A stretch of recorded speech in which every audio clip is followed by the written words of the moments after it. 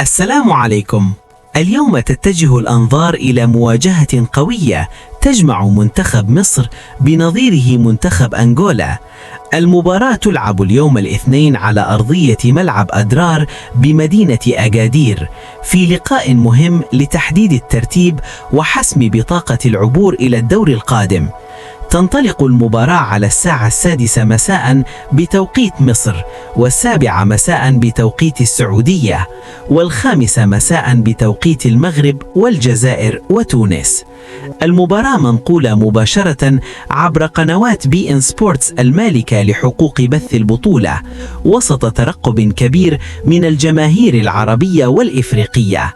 منتخب مصر يدخل اللقاء بطموح الفوز وتأكيد قوته، بينما تسعى أنغولا لتحقيق نتيجة إيجابية ومفاجأة قوية.